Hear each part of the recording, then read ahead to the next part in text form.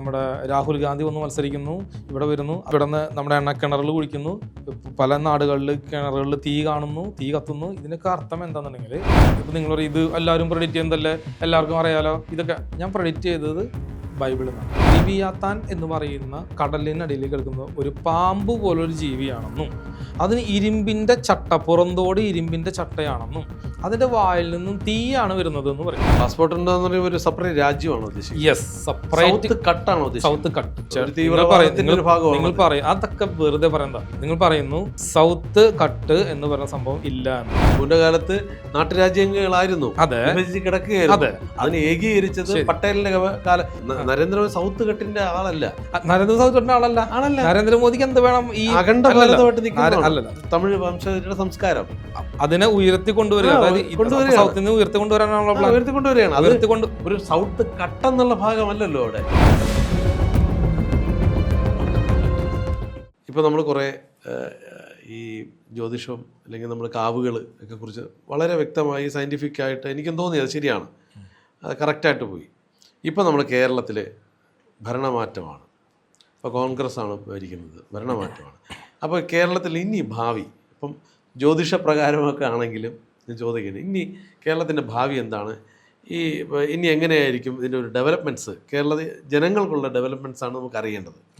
എത്രത്തോളം അവർക്കൊരു ഉന്നമനം ഉണ്ടാകും ഈ ഒരു സാഹചര്യം? നമ്മൾ രാഷ്ട്രീയ സാമൂഹിക ജീവിതത്തിൽ നമ്മൾ ഒരു സാമൂഹിക ജീവിയാണല്ലോ. അപ്പം സ്വാഭാവികമായിട്ടും നമുക്കുള്ള ഡെവലപ്മെൻറ്റ്സും കൂടെ നമ്മൾ നോക്കും. ഇപ്പം ബാധ്യതകൾ ഉണ്ടാവാൻ സാധ്യതയുണ്ടോ? ഇനിയുള്ള ഒരു 5-6 വർഷം എങ്ങനെയായിരിക്കും കേരളത്തിൻ്റെ ഒരു മുന്നോട്ട് പോക്ക്? ക്രിസ്റ്റൽ ക്ലിയർ ആയിട്ട് ഞാൻ പറഞ്ഞുതരാം. പക്ഷെ ഇത് സമൂഹത്തിന് മനസ്സിലാവുമോ ഇല്ലയോ എന്ന് എനിക്കറിയില്ല. പല വർഷങ്ങളായിട്ട് പറഞ്ഞുകൊണ്ടിരിക്കുന്ന കാര്യം തന്നെയാണ് ഞാൻ. പിന്നെ പ്രഡിക്ഷൻസ് ഒക്കെ ഒരുപാട് പറയുന്നത്, അത് സംഭവിച്ചുകൊണ്ടിരിക്കുന്ന ഒരാളാണ്. കേരളം 2040 എന്ന് പറയുന്ന സമയത്ത്, കേരളം അല്ല സൗത്ത് ഇന്ത്യ എന്ന് നമുക്ക് വേണം പറയാം, 2040-42 എന്ന് പറയുന്ന വർഷം ഉണ്ടെങ്കിൽ കേരളം സൗത്ത് ഇന്ത്യ ലോകത്തിന്റെ നമ്പർ 1 പൊസിഷനിലേക്ക് എത്തും. നമ്പർ 2, അതായത് സൗത്ത് ഇന്ത്യ 6 സംസ്ഥാനങ്ങളാണ് മെയിനായിട്ട് അത് കൺട്രോൾ ചെയ്യാൻ പോണത്. തമിഴ്നാട്, കർണാടക തുടങ്ങി പോണ്ടിച്ചേരി തുടങ്ങിയിട്ടുള്ള സ്ഥലങ്ങൾ. അപ്പോൾ സൗത്ത് ഇന്ത്യയിൽ ഏറ്റവും കൂടുതൽ ഉയർന്നു വരുന്ന സ്ഥലം തീരദേശ മേഖല എന്ന് പറയും. ഈ തീരദേശ മേഖലയെ ഉയർത്തിക്കൊണ്ടുവരുന്ന പ്രോജക്റ്റിനെ വിളിക്കുന്ന പേരാണ് സാഗർമാല അല്ലെങ്കിൽ ഭാരത് മാല പ്രോജക്റ്റ്. അതിന്റെ ഫലമായിട്ട് ഇവിടെ നമ്മുടെ രാഹുൽ ഗാന്ധി വന്ന് മത്സരിക്കുന്നു, ഇവിടെ വരുന്നു. അതുപോലെ തന്നെ നമ്മുടെ ഇവിടുന്ന് നമ്മുടെ എണ്ണക്കിണറിൽ കുഴിക്കുന്നു, പല നാടുകളിൽ കിണറുകളിൽ തീ കാണുന്നു, തീ കത്തുന്നു. ഇതിനൊക്കെ അർത്ഥം എന്താണെന്നുണ്ടെങ്കിൽ ഈ നമ്മുടെ സൗത്ത് ഇന്ത്യയിൽ ഭൂമിക്കടിയിലെ എനർജി ഉയർന്നു വന്നുകൊണ്ടിരിക്കുകയാണ്. സോ ഇത് ഞാൻ എങ്ങനെ കണ്ടെത്തിയെന്ന് പറയണ്ടേ? ഇപ്പം നിങ്ങൾ പറയും ഇത് എല്ലാവരും പ്രെഡിക്റ്റ് ചെയ്യുന്നതല്ലേ, എല്ലാവർക്കും അറിയാലോ. ഇതൊക്കെ ഞാൻ പ്രെഡിക്റ്റ് ചെയ്തത് ബൈബിളിൽ നിന്നാണ്. കറക്റ്റ്, ബൈബിളിൽ നിന്നാണ്. അതായത് ലിവിയാത്താൻ എന്ന് കേട്ടിട്ടുണ്ട്, ഈ പേര് കേട്ടിട്ടുണ്ടോ? ലിവിയാത്താൻ കേട്ടിട്ടില്ലേ? ലിവിയാത്താൻ പ്രോജക്റ്റ്, ഇസ്രായേൽ ഈജിപ്റ്റ് ലിവിയാത്താൻ പ്രോജക്റ്റ് എന്ന് പറഞ്ഞ് ഗൂഗിളിൽ അടിക്കാം. പ്രഷറിന് കൂടിയിട്ട് പറഞ്ഞേ, അല്ലാണ്ട് വെറുതെ എന്തായാലും വിളിച്ചു പറഞ്ഞിട്ട് കാര്യമില്ലല്ലോ. ലിവിയാത്താൻ പ്രൊജക്ട് എന്ന് പറഞ്ഞു കഴിഞ്ഞാൽ ഈ ഇസ്രായേലിന്, ഇത് കേരളമായിട്ട് കണക്ട് ആയിട്ടുള്ള കാര്യം പറഞ്ഞോ, പറഞ്ഞ അവസാനം പറയുമ്പോൾ ഇത് എന്താ പോയിന്റ് എന്ന് മനസ്സിലാവുള്ളൂ. അതൊക്കെ കേട്ടിരിക്കാനുള്ള ക്ഷമ കാണിക്കണം. അപ്പൊ ലിവിയാത്താൻ പ്രൊജക്ട് എന്ന് പറഞ്ഞാൽ അതിന്റെ പേരിട്ടിരിക്കുന്നത്, അതെന്താ പ്രോജക്റ്റ് എന്നുണ്ടെങ്കിൽ ഇസ്രായേലിൽ നിന്നും ഷെൽ ഗ്യാസ്, അതായത് ഗ്യാസ് കടലിനടിയിലൂടെ പൈപ്പ് ലൈനിലൂടെ, ഒരു പൈപ്പല്ല കേട്ടോ, ഒരുപാട് പൈപ്പ് ലൈനിലൂടെ കടലിനടിയിലൂടെ ഈ സാധനം ഈജിപ്തിലേക്ക് എത്തുന്ന പ്രോജക്റ്റിനെ എത്തിക്കുന്ന പ്രോജക്റ്റിനെ വിളിക്കുന്നവരാണ് ലിവിയാത്താൻ പ്രോജക്റ്റ്. അവരതിനാ പേരിട്ടു. എന്നിട്ട് അപ്പൊ അവര് തന്നെ അതിന്റെ ഉദ്ഘാടന ദിവസം ഈജിപ്തുകാർ പറയുന്നുണ്ട് എന്ത്, ഈ ഒരു സംഭവം, അതായത് 5000 വർഷം മുമ്പാണ് ഇങ്ങനെ ഒരു സംഭവം ഇവിടെ നടന്നത്, ഇസ്രായേലും ഈജിപ്തുമായിട്ട് കണക്ഷൻ ഉണ്ടായിരുന്നു. അതായത് ഇസ്രായേലിൽ നിന്നും 5000 വർഷം മുമ്പ് കടലിലൂടെ, അന്ന് വെള്ളമില്ലാ സമയത്ത് കടലിലൂടെ ഒരു പാത ഉണ്ടായിരുന്നു, റോഡ് ഉണ്ടായിരുന്നു. അല്ലാതെ ഗ്യാസിലാണ് ഇപ്പോൾ ഓപ്റ്റിക്കൽ ഫൈബർ കേബിൾ അല്ല, വളഞ്ഞും തിരിഞ്ഞും മറച്ചിടാൻ വേണ്ടിയിട്ട് കടലിനിടയിൽ മലകളും കുന്നുകളും നമ്മൾ സ്കൂളിൽ പഠിച്ചിട്ടുണ്ട്. ഷെൽ ഗ്യാസുകൾ നേരെ മാത്രമേ പോവുള്ളൂ, മലയുടെയും കുന്നുകളിലൂടെ പോവില്ല. കടലിലൂടെ ഇടുക എന്ന് പറഞ്ഞാൽ അത്ര നടപ്പുള്ള കാര്യമില്ല. അപ്പോൾ ഓൾറെഡി കടലിൻ്റെ ഉള്ളിൽ ഒരു പാത ഉണ്ടായിരിക്കണം. അപ്പൊ പണ്ട് കാലത്ത് ചരക്കുകൾ ഇസ്രായേലിൽ നിന്ന് ഈജിപ്തിലേക്ക്, ഭക്ഷണ സാധനം ഈജിപ്തിലാണ് സ്റ്റോറേജ് ഉണ്ടായിരുന്നത്, ബൈബിൾ പഠിച്ചറിയാം. അപ്പൊ കൊണ്ടുപോകുന്നൊരു പാത ഉണ്ടായിരുന്നു. ഈ പാതയിലാണ് ഇവര് ഈ പൈപ്പ് ലൈൻ കണക്ട് ചെയ്തിരിക്കുന്നത്. അത് പൊട്ടിക്കും, തീ പിടിക്കും എന്നൊക്കെ ബൈബിളിൽ തന്നെ ഉണ്ട്. അതിനെ വിളിക്കുന്ന പേരാണ് ലിവിയാത്താൻ പ്രോജക്റ്റ്. പക്ഷെ നമ്മൾ എന്ത് ചെയ്യുന്ന അറിയോ, ഈ പ്രോജക്റ്റുമായിട്ട് ബന്ധപ്പെട്ട് പോയിട്ട് കാര്യമൊന്നുമില്ല. പക്ഷെ ഈ ലിവിയാത്താൻ ആരാണെന്ന് പഠിക്കണം. അപ്പൊ ലിവിയാത്തൻ ആരാണെന്ന് ബൈബിൾ പോയാൽ തന്നെ കിട്ടുള്ളൂ. അപ്പൊ ഞാൻ ഈ ഖുറാനെ സപ്പോർട്ട് ചെയ്യുന്ന പറയുമ്പോൾ ബൈബിളിനെ ഞാൻ സപ്പോർട്ട് ചെയ്യുന്നില്ലേ? അപ്പൊ നാട്ടുകാർക്ക് പറഞ്ഞോളൂ ഇവൻ ക്രിസ്ത്യാനിനെ ഉയർത്താൻ വേണ്ടി വരണം, അങ്ങനെയൊന്നുമില്ല. അപ്പോൾ അതിനകത്ത് വളരെ വ്യക്തമാണ് ലിവിയാത്താൻ എന്ന് പറയുന്ന കടലിനടിയിൽ കിടക്കുന്ന ഒരു പാമ്പ് പോലൊരു ജീവിയാണെന്നും അതിന് ഇരുമ്പിന്റെ ചട്ട, പുറന്തോട് ഇരുമ്പിന്റെ ചട്ടയാണെന്നും അതിന്റെ വായിൽ നിന്നും തീയാണ് വരുന്നത് എന്ന് പറയും. നമ്മൾ ഇതിനെ കണക്ട് ചെയ്ത് നോക്കിയേ, വായിൽ നിന്ന് തീ വരുന്നു, അഗ്നി എന്താണ്? ഗ്യാസ്, തീ. ഇരുമ്പിന്റെ ചട്ട, പൈപ്പ് ലൈൻ, അതിനെ വാളെടുത്ത് വെട്ടി പൊട്ടിക്കും, കടലിൽ തീ പിടിക്കും എന്ന് പറയുന്നു ബൈബിളില്. അപ്പൊ കടലിൽ തീ പിടിക്കുന്ന എന്ത് വേണം? ഗ്യാസ് പുറത്തേക്ക് വരണം. അപ്പൊ അങ്ങനല്ലേ കടലിൽ തീ വരുള്ളൂ. നാളെ സംഭവം നടന്നു. അങ്ങനെ ഒരു കണക്ഷൻ ഉണ്ട്. കണക്ഷൻ ഉണ്ട്. പക്ഷെ നമ്മളതിന്റെ ഹിസ്റ്ററി വീണ്ടും തപ്പണം. ലിവിയാത്താനെ സൃഷ്ടിക്കുന്ന സമയത്ത് വേറൊരു പാമ്പിനെ കൂടി സൃഷ്ടിച്ചിരുന്നു. ലിവിയാത്താൻ പ്രൊജക്ട് പോലെ തന്നെ, ലിവിയാത്താനെ പോലെ തന്നെ വേറെ ഒന്നുകൂടി ദൈവം സൃഷ്ടിച്ചിരുന്നു. അതിനെ കൊന്നു കളഞ്ഞെന്നാ പറഞ്ഞത്. അതാ ഞാൻ പറയുന്നത്. അപ്പൊ ലിവിയാത്താൻ എന്താ? ഭൂമിക്കടിയിലെ ഷെൽ ഗ്യാസ്, പാമ്പ്, രാഹു. അപ്പൊ രാഹുവിന് എന്താ പറഞ്ഞ? കെമിക്കൽ. പെട്രോളിയം ഒക്കെ രാഹുവാണ്. അപ്പൊ പെട്രോളിയം പോലെ ഒരു കെമിക്കലിനെയാണ് ഇവര് ലിവിയാത്താൻ എന്ന് ബൈബിൾ എഴുതിയത്. ക്ലിയർ? ലിവിയാത്താൻ എന്ന ബൈബിൾ എഴുതിയത് അതാണ്. അപ്പോൾ അതേപോലെ വേറൊരു പാമ്പിനെ സൃഷ്ടിച്ചിട്ടുണ്ട്, വളരെ ഭീമാകാരമായതെന്ന് പറഞ്ഞത്. ആ പാമ്പാണ് ഇതിന്റെ ഇസ്രായേലിന്റെ ഈജിപ്തിന്റെയും ഓപ്പോസിറ്റ് ഉള്ള സ്ഥലത്തുള്ളത്. ഇസ്രായേലിന്റെ ഓപ്പോസിറ്റ് ഉള്ള ഭൂമി എടുത്ത് നോക്കിയാൽ നമുക്കറിയാം എവിടെയാണ്? സൗത്ത് ഇന്ത്യ, ശ്രീലങ്ക പോലുള്ള സ്ഥലത്ത്. അപ്പൊ ലിവിയാത്തനെ പോലുള്ള ഒരു പക്ഷി അല്ലെങ്കിൽ ഒരു ജീവി അല്ലെങ്കിൽ ഒരു പാമ്പ് നമ്മുടെ സൗത്ത് ഇന്ത്യയിൽ ഉണ്ടെന്ന് അർത്ഥം. അതിനെ കൊന്നിട്ടിരിക്കുകയാണ്. സോ അതിന് ജീവൻ കൊടുക്കാണ് ഇപ്പോ. അപ്പൊ എന്ത് സംഭവിക്കും? അവിടെ ഉള്ളത് ഓഫ് ആവുകയും അവിടെ ഉള്ള പാമ്പ് കത്തുകയും തീ പിടിക്കുകയും ഓഫ് ആവുകയും ഇവിടെ ഉള്ള പാമ്പ് ആക്ടിവേറ്റ് ചെയ്യുകയും ചെയ്യും. അപ്പൊ ഇവിടെയുള്ള പാമ്പ് എന്താ? ഇവിടെയുള്ള ഗ്യാസ്. ക്ലിയർ? ഇങ്ങനെ വേണം ഇതിനെ കണക്ട് ചെയ്തെടുക്കുക. അപ്പോൾ നാട്ടുകാർ പറഞ്ഞ പോലെ ഞാൻ പത്രവാർത്തയാണ് പറയുന്നതല്ല, ബൈബിൾ ഡീകോഡ് ചെയ്തിട്ട് ഇത് പറയണത്. അപ്പൊ ഇവിടെയുള്ള നാച്ചുറൽ ഗ്യാസ്, അതായത് ഇവിടെയുള്ള പാമ്പ് ആക്ടിവേറ്റ് ആയി, രാഹു ആക്ടിവേറ്റ് ആയി എന്നർത്ഥം സൗത്ത് ഇന്ത്യയിൽ. അങ്ങനെ വരുമ്പോൾ ഇവിടെ ഉള്ള ഓയിൽ, ഇവിടുന്ന് ഓയിൽ അല്ലാതെ നമ്മൾ സൗദി അറേബ്യയിലും കണ്ടിട്ടുണ്ട്, അവിടെ ടാറ് പോലൊരു വസ്തു കിട്ടുക. അതിനെ ഫിൽട്ടർ ചെയ്തിട്ടാണ് പെട്രോളിയം, ക്രൂഡ് ഓയിൽ, മണ്ണെണ്ണ ഒക്കെ ആക്കി മാറ്റുന്നത്. നമ്മുടെ നാട്ടിൽ അങ്ങനെയല്ല. നമ്മുടെ നാട്ടിൽ ഡയറക്റ്റ് വരാണ്, നാച്ചുറൽ ഗ്യാസ് ഇങ്ങനെ വരാണ്. നമ്മുടെ ന്യൂസിലൊക്കെ വായിച്ചില്ലേ, ഒരു വീട്ടമ്മ 13 കൊല്ലമായിട്ട് സ്വന്തം വീട്ടിൽ നിന്ന് ഗ്യാസ് ഉപയോഗിച്ച് അടുപ്പിലിട്ട് കത്തിക്കണേന്ന്. അപ്പൊ അതുപോലത്തെ ഗ്യാസുകൾ നമ്മുടെ ഭൂമിയിലുണ്ട്. അത് ഉയർന്നു വന്നുകൊണ്ടിരിക്കുകയാണ്. അതാണ് നമ്മുടെ കിണറുകളൊക്കെ തീ പിടിക്കാന്ന് പറയുന്നത്. അല്ലാണ്ട് പെട്രോൾ പമ്പിൽ നിന്ന് ലീക്കായിട്ട് വന്നൊന്നല്ല. പെട്രോൾ പമ്പ് ചിരിക്കുക, ലീക്കായിട്ട് വരിക. ഞങ്ങളുടെ പെട്രോൾ പമ്പ് അങ്ങനെയൊന്നും സംഭവിക്കില്ല. പെട്രോൾ പമ്പ് അങ്ങനെ ലീക്കായിട്ട് ഭൂമിക്ക് വരില്ല. അത്രയും ഹൈടെക്കിലാണ് അവർ പണിയാ. അപ്പോൾ അതിന്റെ അർത്ഥം എന്ന് പറയുന്നത് ഇപ്പോൾ നമുക്ക് പറ്റിയ ഏറ്റവും ബെസ്റ്റ് സമയമാണ്. അപ്പൊ ഈ ഗവൺമെന്റ് എന്താ ചെയ്യാൻ പോണെന്ന് ഞാൻ പറഞ്ഞുതരാം. അപ്പൊ ഏറ്റവും ഈ സമയം എന്ന് പറയുന്നത് നമുക്ക് എന്താണ്? സൗത്ത് ഇന്ത്യയിൽ നിന്നും ഈ നാച്ചുറൽ ഗ്യാസ് ഷിപ്പ് വഴി, കപ്പൽ വഴി കയറ്റി വിടുക എന്നാണ് പ്ലാൻ. കാരണം ഇത് വിമാനത്തിൽ കൊണ്ടുപോകാൻ പറ്റില്ല, അതുപോലെ തന്നെ ഇത് റോട്ടിലൂടെ കൊണ്ടുപോകാൻ പറ്റില്ല. അപ്പൊ തീരദേശ മേഖലയുമായി ബന്ധപ്പെട്ട് പോർട്ടുകൾ, അദാനി പോർട്ടുകൾ ഏറ്റെടുത്തുകൊണ്ട് ഇവിടെ നിന്നും എന്ത് ചെയ്യാൻ ഉദ്ദേശിക്കണേ? ഇവിടെ നിന്നും ഈ ഗ്യാസ് നേരെ വിദേശത്തേക്ക് കയറ്റി വിടാൻ പോവാണ്. അതുകൊണ്ടാണ് ഇസ്രായേലിലടക്കം ഇന്ത്യയുടെ പോർട്ടുകൾ നടക്കുന്നുണ്ട്. അപ്പൊ നരേന്ദ്രമോദി എല്ലാ രാജ്യത്തും കൊണ്ട് ഒപ്പിട രാജ്യങ്ങൾ മുഴുവൻ ടൂർ പോണില്ലേ, അത് ഇദ്ദേഹം ഒപ്പിടാൻ വേണ്ടി പോകുന്നതായിരുന്നു അർത്ഥം. ഈ സംഭവം ഇത് ഇവിടുന്ന് കയറ്റി വിടലാണ് പ്ലാൻ. അതുകൊണ്ടാണ് രാഹുൽ ഗാന്ധി ഇവിടെ വന്ന് പിടിച്ചേക്കുന്നത്. ഞാൻ ഇവിടെ വിടൂല. അപ്പൊ രാഹുൽ ഗാന്ധിയും നമ്മുടെ അദാനി ഗ്രൂപ്പ് ഓഫ് കമ്പനിയും ഒന്നാണ്. ഇവരൊരു ടീമാണ്. അപ്പൊ ACC കമ്പനി അദാനി മേടിച്ചപ്പോ റോഡ് മുഴുവൻ കോൺക്രീറ്റ് റോഡല്ലേ. ACC അദാനിന്ന് ഉദ്ദേശിക്കാണ്. അദാനി മേടിക്കുമ്പോഴേ നമ്മളിത് പറയുന്നുണ്ട്. ഇത് മേടിച്ചിട്ട് ഇവര് മൊത്തം ഇനി വരാൻ പോണത് കേരളത്തില് കൺസ്ട്രക്ഷൻ മേഖല, എവിടെ? തീരദേശ മേഖല. ഇപ്പൊ 66 ഹൈവേ വന്നില്ലേ, ജനങ്ങൾ മുഴുവൻ പറഞ്ഞിട്ട് എന്തിനാണ് ഇവിടെ ഹൈവേ വരുന്നത്? സിറ്റി കണക്ടറിലെ വേണ്ടേ? ഈ തീരദേശ മേഖല എന്തിനാണ് ഇതിങ്ങനെ ഹൈവേ? ഇതിൽ നിന്ന് നേരെ മുംബൈ വഴി. ഇതാണ് ഈ സംഭവം. ഈ തീരദേശ മേഖലയിൽ നിന്ന് ജനങ്ങളെ ഒഴിപ്പിച്ചോണ്ടിരിക്കുക. അതുകൊണ്ടാണ് പിണറായി വിജയനെ പോലുള്ള ആളുകൾ തീരദേശ മേഖലയിൽ നിന്ന് ജനങ്ങളെ കൊണ്ടുപോയിട്ട് സിറ്റിയിലുണ്ട്. മീൻ പിടുത്തക്കാരെ കൊണ്ടുപോയിട്ട് സിറ്റിയിൽ കൊണ്ടിട്ട് വല്ല കാര്യം ഉണ്ടാ? അവർക്ക് മീൻ പിടിക്കാൻ മാത്രമല്ല അറിയുള്ളൂ. അപ്പൊ ഇവരെ കൊണ്ടുപോയിട്ട് അവിടെ കൊണ്ട് പാർപ്പിക്കും. തീരദേശ മേഖലയിൽ നിന്ന് ഒഴിപ്പിച്ചുകൊണ്ടിരിക്കുക, ജനങ്ങളെ ഒഴിപ്പിച്ചുകൊണ്ടേയിരിക്കും പല കാരണങ്ങൾ പറഞ്ഞിട്ട്. അപ്പൊ 300ഓളം കിണറുകൾ, എണ്ണ കിണറുകൾ കുഴിച്ചു കഴിഞ്ഞു. ഇപ്പോൾ കേരളം ഓൾറെഡി തമിഴ്നാടും കേരളത്തിന്റെ ബോർഡറിൽ കുഴിച്ചു കഴിഞ്ഞു. ഇനി ഇത് എടുക്കാൻ പോവാണ്. ഇത് എടുക്കുന്ന സമയത്ത് ഞാൻ പറയാറുള്ളൂ, ഇപ്പൊ നമ്മുടെ കേരളത്തിലെ മുഖ്യമന്ത്രി ഇത് കാണാമെന്ന് വിചാരിക്കാം. അദ്ദേഹത്തിന് പറയാനുള്ളത്, നമ്മുടെ നാട്ടിലെ രൂപ ഏതാണോ ആ രൂപയിൽ വേണം ഇത് ക്രയവിക്രയം വിനിമയം ചെയ്യാൻ വേണ്ടിയിട്ട്. ഡോളറിൽ ചെയ്യുന്ന പോലെ ഇത് നമ്മുടെ നാട്ടിലെ പണം കൊണ്ട് വേണം ചെയ്യാൻ. അപ്പൊ സൗത്ത് ഇന്ത്യക്ക് സ്വന്തമായിട്ട് പണം ഉണ്ടാവും, നമ്മുടെ സൗത്ത് ഇന്ത്യക്ക് സ്വന്തമായിട്ട് പാസ്പോർട്ട് ഉണ്ടാവും. അങ്ങനെ വരാൻ പോവാണ്. പാസ്പോർട്ട് ഉണ്ടാകുന്ന ഒരു സെപ്പറേറ്റ് രാജ്യമാണോ ഉദ്ദേശിച്ചത്? യെസ്, സെപ്പറേറ്റ് കട്ടാണോ ഉദ്ദേശിച്ചത്? സൗത്ത് കട്ട് അംഗീകരിക്കാൻ പറ്റുമോ? പറ്റില്ല എന്നല്ലേ ലോകം പറയുന്നത്. പക്ഷെ പ്രകൃതി ഭാരതം ഒരിക്കലും അത് സമ്മതിക്കില്ല. ഭാരതമല്ല, അങ്ങനെയാണ് ഭാരത ഹിസ്റ്ററി പഠിക്കണം. ഭാരത സൗത്ത് കട്ട് എന്ന് പറയുന്നത് ശരി, അങ്ങനെ ശരി, ഇതിന് സൗത്ത് കട്ട് ഒരു നിങ്ങൾ തീവ്രവാദത്തിന്റെ ഒരു ഭാഗമാണ്. പറയും അതൊക്കെ വെറുതെ പറയുന്നതാ. നിങ്ങൾ പറയുന്നു സൗത്ത് കട്ട് എന്ന് പറയുന്ന സംഭവം ഇല്ല എന്ന്. അങ്ങനെയാണ് ഞാൻ ഒരു കാര്യം ചോദിട്ടെ. ഈ നമ്മൾ ടിപ്പു സുൽത്താൻ ഭരിച്ചിരുന്ന സമയത്ത് ഈ കേരളം വിഭജിച്ചായിരുന്നോ? നെടുകണ്ടം എന്ന് കേട്ടിട്ടുണ്ടോ? ചാലക്കുടി ഭാഗത്ത് അവിടെ നിന്ന് തമിഴ്നാട് മുതൽ കടൽ വരെ വലിയൊരു വലിയൊരു മലയായിരുന്നു. മല ഉണ്ടാക്കിയതായിരുന്നു. എന്നിട്ട് ഇതിന്റെ ഇപ്പുറത്ത് എന്ത് ചെയ്തിരുന്നു? പുഴയായിരുന്നു. അത് ഈ മണ്ണെടുത്ത് കയറ്റുമ്പോൾ ഇവിടെ പുഴയാക്കി മാറ്റി.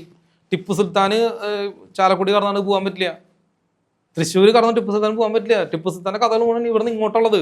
അദ്ദേഹത്തിന് അങ്ങോട്ട് കടക്കാൻ പറ്റുമായിരുന്നില്ല. അപ്പൊ കേരളമേ വിഭജിച്ചിട്ടുണ്ടായിരുന്നു. ടിപ്പുവിന്റെ കാലമല്ല, ടിപ്പുവിന്റെ കാലത്ത് നാട്ടുരാജ്യങ്ങളായിരുന്നു, വിഭജിച്ച് കിടക്കുകയായിരുന്നു. അതിന് ഏകീകരിച്ചത് പട്ടേലിന്റെ കാലം വന്നു. ഞാൻ ഹിസ്റ്ററിലേക്ക് വീണ്ടും പോണ്ടേ, തിരിച്ചു പോണ്ടേ. ശ്രീരാമൻ എന്ന് പറയുന്ന വ്യക്തി, അതായത് ഭഗവാൻ ശ്രീരാമൻ, ആ സമയത്തും ഇവിടെ സൗത്ത് ഇന്ത്യയുമായി ബന്ധപ്പെട്ടിട്ടാണുള്ള കഥകളെല്ലാം നടക്കുന്നത്. നോർത്ത് ഇന്ത്യയിൽ നിന്ന് ഇപ്പൊ സൗത്ത് ഇന്ത്യക്ക് മാറ്റി കഥകളൊക്കെ ഇവിടെയാണ് നടക്കുന്നത്. അതായത് ലങ്കയുമായി ബന്ധപ്പെട്ട കഥകളാണ് ഇവിടെ നിന്നുള്ള കഥകൾ നടക്കുന്നത്. അപ്പൊ ഈ പറയുന്ന പോലെ ആ സമയത്തും ഈ നോർത്തും സൗത്തും തമ്മിൽ വിഭജിച്ചിരുന്നു. അല്ല, അത് ആ കാലഘട്ടമായിരുന്നു. അതെ, എന്റെ ചോദ്യം ഹിസ്റ്ററി റിപ്പീറ്റ് ചെയ്യില്ല എന്നാണ് പറഞ്ഞത്. ഒരിക്കലും അത് ചെയ്യാൻ പാടില്ലെന്നാണ് എന്റെ കാഴ്ചപ്പാടും ദൈവവും. നമ്മുടെ കാഴ്ചപ്പാടും ദൈവത്തിന്റെ വിധി വേറെ, മനുഷ്യന്റെ വിധി വേറെ ഒന്നും. മനുഷ്യൻ നിൽക്കുന്നത് സൗത്ത് കട്ടുണ്ടാവും തന്നെയാണ് പറയുന്നത്. ഉറപ്പായിട്ടുണ്ടാവും. ഉണ്ടായാലാണ് ഇവിടെ പിടിച്ചു നിൽക്കാൻ പറ്റുള്ളൂ. ഇനി അടുത്ത ചോദ്യം, സിനിമകളിലെല്ലാം ഹിന്ദി നടന്മാരുള്ള വില്ലന്മാര്, KGF, പൃഥ്വിരാജിന്റെ സിനിമകൾ അല്ലെ എന്നുള്ള ഹിന്ദി നടന്മാരെ വില്ലന്മാരാക്കണേ. സിനിമയില് CM ആയിട്ട് തന്നെയാണല്ലോ വിജയ് ഇപ്പൊ CM ആയത്. അപ്പൊ സിനിമയിലൂടെ കളക്റ്റീവ് കോൺഷ്യസ് ഉണ്ടാക്കാൻ പറ്റും. കറക്റ്റ്. ക്യാൻസർ എന്ന് പറയുന്ന സാധനം സിനിമയിൽ നമ്മൾ ആദ്യമായിട്ട് കണ്ടേ, പിന്നീട് നമ്മുടെ നാട്ടിൽ വന്നേ. അപ്പൊ സിനിമകളിൽ സംഭവിക്കുന്ന കാര്യങ്ങൾ, സിനിമയിൽ കാണിക്കുന്ന കാര്യങ്ങൾ സംഭവിക്കുമോ എന്ന് വിശ്വസിക്കുന്നുണ്ട് എങ്കിൽ ഈ സൗത്തും നോർത്തും തമ്മിൽ അടി കൂടാൻ വേണ്ടിയിട്ടാണ് ഈ ഹിന്ദി നടന്മാരെ ഇവിടെ വില്ലന്മാരായിട്ട് ചിത്രീകരിക്കുന്നത്. ഇനി ഫ്യൂച്ചറിൽ നോർത്തും സൗത്തും തമ്മിൽ അടി നടക്കും, ഷുവറാണ്. അതിന് എന്നെ തീവ്രവാദി എന്ന് വിളിക്കാം നിങ്ങൾക്ക് വേണമെങ്കിൽ, അല്ലെങ്കിൽ ഹിന്ദുത്വ അല്ലെങ്കിൽ ഹിന്ദു, അങ്ങനെ എന്ത് വേണം എന്നെ വിളിക്കാം. ബട്ട് നമ്മൾ വിഷ്വലിൽ കണ്ട കാര്യം അല്ലെങ്കിൽ പ്രെഡിക്റ്റ് ചെയ്യുന്ന കാര്യം നടക്കാതിരിക്കട്ടെ, അത് വേറെ കാര്യം. പക്ഷെ United state of south India എന്ന് പറയുന്നത് വരാൻ പോകുന്നൊരു കാര്യം തന്നെയാണ്. അത് പ്രകൃതി നിയമമാണ്. തമിഴ്നാട്ടിലെ സ്റ്റാലിനും കേരളത്തിലെ CM പിണറായി ഇവരൊക്കെ സൗത്ത് വാദത്തിന്റെ ആൾക്കാരായിട്ട് നിൽക്കുന്ന സമയം ഉണ്ടായിരുന്നു. അത് വരും, അത് ഇനി ഉയർന്നു വരും. ഇനി വിജയ് ആയാലും ശരി, വി ഡി സതീശനായാലും ഇവർക്ക് അത് കണക്ട് ചെയ്തേ പറ്റൂ. വേറെ വഴിയില്ലാത്തൊരവസ്ഥ വരുമ്പോൾ എന്ത് ചെയ്യും എന്നാണ് ചോദ്യം. നരേന്ദ്രമോദി ഇതിന് വേണ്ടിയിട്ടാണ് പറയുന്നുണ്ട്. അപ്പൊ അറിയാം. അല്ലല്ല, നരേന്ദ്രമോദി സൗത്ത് കെട്ടിന്റെ ആളല്ല. നരേന്ദ്രമോദിക്ക് എന്താ വേണം? ഈ അല്ലല്ല, നരേന്ദ്രമോദിക്ക് എന്താ വേണ്ടെന്നുണ്ടെങ്കിൽ ഇവിടെ അപ്പൊ നരേന്ദ്രമോദി എന്തിനാണ് വേലൊക്കെ എടുത്ത് കൈപിടിക്കണേ? അവിടെ വല്ല മറ്റേ ശ്രീരാമന്റെ അമ്പുമ്പിൽ കൂടെ ചേർക്കയല്ലേ പിടിച്ചത് കൊണ്ട് ഇവിടെ വച്ചെന്താ? അതെ അതെ, എവിടെ വെച്ചു? എന്റെ ചോദ്യം ഞാൻ തിരിച്ചാണ് ചോദിക്കണത്. എന്തുകൊണ്ടാണ് ശ്രീരാമന്റെ അമ്പുമ്പിൽ എടുക്കേണ്ട ആള് വേലെടുത്തെന്നാണ് ചോദ്യം. സോ സൗത്തിനെ സപ്പോർട്ട് ചെയ്യുകയും ശ്രീലങ്കയും സൗത്തിനെയും സപ്പോർട്ട് ചെയ്യണം എന്നാണ് ആഗ്രഹിക്കുന്നു. കറക്റ്റ്. ഒരുമിച്ച് കൊണ്ടുപോകാൻ വേണ്ടിയിട്ടില്ലേ? അത് എവിടെയാണ് പറയുന്നത്? അങ്ങനെ എവിടെയെങ്കിലും പറയുന്നുണ്ടോ? അങ്ങനെ നേരെ കൊണ്ട് എവിടെയാ വെച്ചത്? അല്ല, അത് കറക്റ്റ്. അതെ, എന്തുകൊണ്ടാണ് അതെ കറക്റ്റ്, പാർലമെന്റിൽ കൊണ്ടുവച്ചു. നമ്മുടെ സംസ്കാരം, തമിഴ് വംശജരുടെ സംസ്കാരം അതിനെ ഉയർത്തി കൊണ്ടുവരിക, അതായത് സൗത്തിൽ നിന്ന് ഉയർത്തി കൊണ്ടുവരാനുള്ള പ്ലാൻ. ഉയർത്തിക്കൊണ്ടുവരികയാണ്. ഒരു സൗത്ത് കട്ട് എന്നുള്ള ഭാഗമല്ലല്ലോ അവിടെ. അതേ പോയിന്റ് തന്നെയാണ് ഞാൻ തിരിച്ചു പറഞ്ഞത്. അവിടെ അങ്ങനെ ഒരു കാര്യം അദ്ദേഹം ചെയ്യുന്നുണ്ടെങ്കിൽ അതിന്റെ പുറകിൽ മറ്റൊരു കാര്യം ഇവിടെ സംഭവിക്കുന്നുണ്ടായിരിക്കും അർത്ഥം. അപ്പൊ സൗത്ത് ഇന്ത്യനെ നരേന്ദ്രമോദി സപ്പോർട്ട് ചെയ്യുന്ന അർത്ഥം. അല്ല, അതെ, ഒരു ഭാഗത്തുള്ളവര് കട്ട് ചെയ്യാൻ ഉദ്ദേശിക്കുമ്പോൾ അത് കട്ടാവാതിരിക്കാനാണ് അദ്ദേഹം. ശരി, അപ്പൊ അങ്ങനെയാണ് അദ്ദേഹം ഉയർത്തി കൊണ്ടുവരാൻ ശ്രമിക്കുന്നത്. Correct point. തീർച്ചയായിട്ടും. ഈ ഉയർത്തി കൊണ്ടുവരിക എന്നതിന്റെ അർത്ഥം എന്താ? സൗത്ത് കട്ടാണ് ഉദ്ദേശിക്കുന്നത്? അല്ല, ഞാൻ ചോദിക്കുന്നത് ഉയർത്തി കൊണ്ടുവരിക എന്ന് പറഞ്ഞാൽ അർത്ഥം എന്താ? നമ്മളെ ശക്തിശാലിയാക്കി മാറ്റുക എന്നും നമ്മുടെ സൗത്ത് ഇന്ത്യനെ പവർഫുൾ ആക്കി മാറ്റുക എന്നൊരു അർത്ഥം വരുന്നു. പവർഫുൾ ആയാലല്ലേ നമുക്ക് യുദ്ധം ചെയ്യാൻ പറ്റുള്ളൂ. അപ്പൊ പവർഫുൾ ആവോ? 5 കൊല്ലം കൊണ്ട് സൗത്ത് ഇന്ത്യ വളർന്ന് ഈ റോഡുകളും ബിൽഡിങ്ങുകളും എല്ലാം വന്ന് സൗത്ത് ഇന്ത്യ പവർഫുൾ ആവോ? ഞാൻ അവിടേക്ക് വരുന്നത്, ഞാൻ ഈ സൗത്ത് കട്ടിലേക്കല്ല വരുന്നത്. മനസ്സിലായി. ഈ പവർ ആകുന്ന ജനങ്ങൾ വിചാരിക്കും എന്ത്, ഞാൻ കട്ടിനെ കുറിച്ച് പറഞ്ഞ അല്ല. അവിടേക്ക് പോകുന്ന സമയത്ത് ഇവിടെ എന്തുണ്ട്? ഇവിടെ ഒരു നിധി ഉണ്ട്. ഇവിടെ ഒരു നിധി നമുക്കുണ്ട്. ഈ നിധിയെ നമ്മൾ മനസ്സിലാക്കണം. ഫ്യൂച്ചറിനെ മനസ്സിലാക്കുന്നവൻ ബുദ്ധിമാൻ. ഇപ്പൊ വിദേശികൾ ഒരുപാട് പേരുണ്ട്. അവരൊക്കെ എവിടെ സ്ഥലം മേടിക്കണം? തീരദേശ മേഖലയിൽ സ്ഥലം മേടിച്ചിടണം. കാരണം തീരദേശ മേഖലയാണ് അടുത്ത 10 വർഷം കഴിഞ്ഞ് ഉയർന്നു വരാൻ പോണതെന്ന് നമ്മളിവിടെ ഓൾറെഡി ഗണിച്ചു കഴിഞ്ഞു. അതെല്ലാവരും പറഞ്ഞൊരു കാര്യമാണ്. അപ്പൊ പണത്തിന് എവിടെ ഇൻവെസ്റ്റ്മെന്റ് ചെയ്യണം? തീരദേശ മേഖലയിലും ഇവിടെ നിന്ന് എടുക്കുന്ന ഗ്യാസുകളിലും ഇവിടെ നിന്ന് എടുക്കുന്ന പെട്രോളിയമായിട്ട് ബന്ധപ്പെട്ടും ഇൻവെസ്റ്റ്മെന്റ് നടത്തണം. ഇലക്ട്രിക്കലും ഇൻവെസ്റ്റ്മെന്റ് നടത്തണം. അങ്ങനെ ആകുമ്പോൾ അവന് പണക്കാരനാൻ പറ്റും. സോ ഇനി അടുത്തത് നദികൾ കണക്ട് ചെയ്യുന്ന പ്രൊജക്റ്റുകൾ വരാൻ പോവാണ്. നദി കണക്ട് ചെയ്യുന്ന കണക്റ്റുകൾ പ്രൊജക്റ്റ് വരാൻ പോവാ. മെട്രോ, കൊച്ചി മെട്രോ സക്സസ് ആയതിന് പരമായിട്ട് മെട്രോ എന്ന് പറയുന്ന ഈ ബാറ്ററിയിലുള്ള ബോട്ടുകൾ കംപ്ലീറ്റ് ഈ ബോട്ട്, അതായത് പുഴകളിലൂടെ കണക്ട് ആവാൻ പോവാ. നദികൾ കംപ്ലീറ്റ് കണക്ട് വാട്ടർ മെട്രോ വരാൻ പോവാണ്. അപ്പൊ ഇതൊക്കെ എന്തുകൊണ്ടാണ്? സൗത്തിനെ സപ്പോർട്ട് ചെയ്യുന്നതാണ്. സൗത്തിനെ സപ്പോർട്ട് ചെയ്യാൻ വേണ്ടിയിട്ട് ഒരുപാട് ആളുകൾ വിദേശത്ത് ആളുകൾ ഇവിടേക്ക് വരാൻ പോവാ. ടൂറിസം മേഖല വളർത്തുന്നത് അതുകൊണ്ടാണ്. അപ്പോൾ വിദേശികൾ ഇവിടെ വരാൻ, അതുകൊണ്ടാണ് ആശുപത്രി കംപ്ലീറ്റ് മേടിച്ചത്. മനസ്സിലായി. ഞാൻ ഈ ആശുപത്രി കംപ്ലീറ്റ് ഈ അമേരിക്കൻ കമ്പനി മേടിച്ചതിന്റെ കാരണം ഇവിടേക്ക് അവർക്ക് വരാനുണ്ട്. വരുമ്പോ അവർക്ക് നല്ല ചികിത്സ വേണം. അപ്പൊ ഇനി ഫ്യൂച്ചർ 5 കൊല്ലത്തിന് ശേഷം ഇതെല്ലാം സംഭവിക്കും. അതായത് സൗത്ത് കട്ട് 5 കൊല്ലം കണ്ടല്ല, ഇവിടെ 5 കൊല്ലം കഴിയുമ്പോൾ വലിയൊരു ബൂമിങ് വരാൻ പോവുകയാണ്. അതെല്ലാം മന്ത്രിമാരും ജനങ്ങളും മനസ്സിലാക്കുകയാണെങ്കിൽ അതിനെ കൂടെ നിൽക്കാൻ പറ്റും. ഞാൻ അതന്നെ ചെയ്തത്. എനിക്ക് മനസ്സിലായി ഇനി 10-20 കൊല്ലത്തേക്ക് ആസ്ട്രോളജി 2028 വരെ ആകെ മൊത്തം പ്രശ്നം നമുക്കറിയാം, നമ്മൾ പ്രവചിച്ചിട്ടുണ്ട്. അപ്പോൾ ആകെ മൊത്തം ജനങ്ങൾക്ക് പ്രശ്നങ്ങൾ വരുമ്പോൾ ഇവിടെ ഒരു പ്രോബ്ലം സോൾവ് ചെയ്യുന്ന ഒരാൾ വേണം. ഞാൻ എന്തുകൊണ്ട് ചെയ്തത്? അതുകൊണ്ട് ഞാനത് പ്രോബ്ലം സോൾവറായി മാറി. ഞാൻ അതിന്റെ ഫ്യൂച്ചർ കണ്ടിട്ട് അതേപോലെ ഫ്യൂച്ചർ കണ്ട് നിങ്ങൾ ഓരോരുത്തരും എന്ത് ചെയ്യണം? ഇതിനെ ഡിസൈൻ ചെയ്ത് മാറ്റണം. ആസ്ട്രോളജിക്ക് ഇനി എത്രത്തോളം സാധ്യതകൾ ഇനി അങ്ങോട്ടുള്ള ഇനി 2000 കൊല്ലം, അതായത് ഇനിയും 1000 കൊല്ലത്തേക്ക് സാധ്യതയുണ്ട്. അതായത് മനുഷ്യന്റെ ഗണം ഇനി 2600 വരെ ഉള്ളൂ. ഇനി 600 കൊല്ലം മാത്രമേ നമുക്ക് ഈ ഹ്യൂമൺ, അതായത് 5 പേരിലും കണ്ണും മൂക്കൊക്കെ ആയിട്ടുള്ള നമുക്ക് ഇനി 600 കൊല്ലം ഉള്ളൂ. അത് കഴിഞ്ഞ് നമ്മുടെ ഹൈറ്റ് കുറയാമെന്നല്ലെങ്കിൽ, കാരണം അഗസ്ത്യ സിദ്ധന്മാരൊക്കെ 3 അടി ഹൈറ്റ് ഉണ്ടായിരുന്നുള്ളത് കേട്ടിട്ടുണ്ടോ? സിദ്ധന്മാര് 3 അടി ഹൈറ്റ് ഉണ്ടായിരുന്നുള്ളൂ. അപ്പൊ സിദ്ധന്മാര് വേറെ സ്ഥലത്ത് വന്നവരാ, ചൈനയിൽ നിന്ന് വേറെ സ്ഥലത്ത് വന്നവരാണ് അവരൊക്കെ.